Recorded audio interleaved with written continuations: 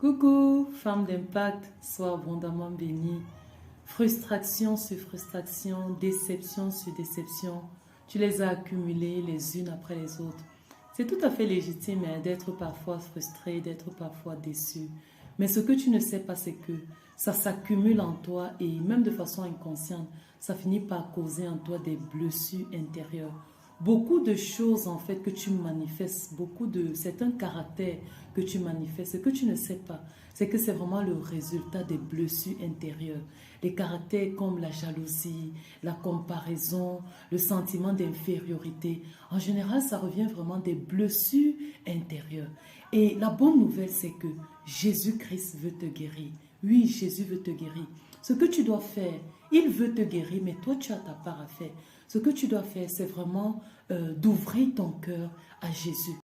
Nous avons vraiment l'habitude de faire des prières. On aime bien faire des prières toutes faites, parfaites, des phrases bien agencées. Mais en fait, Dieu veut au-delà de ça. Il veut ton cœur. Ouvrir ton cœur à Jésus veut dire lui exprimer la frustration que tu ressens. Dieu pouvait dire, comme un père a compassion de ses enfants, l'Éternel a compassion de ceux qui le craignent. Oui, tu vois que Dieu se compare à un père biologique. Cela veut dire qu'il s'attend à ce que, comme tu t'adresses à ton père biologique, il s'attend à ce que tu t'adresses à lui de la même façon.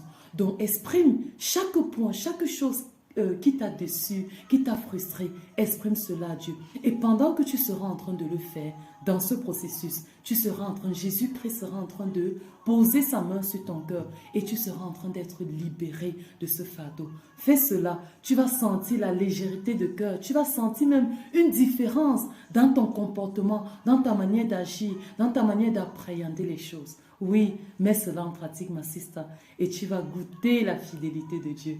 N'oublie pas d'impacter.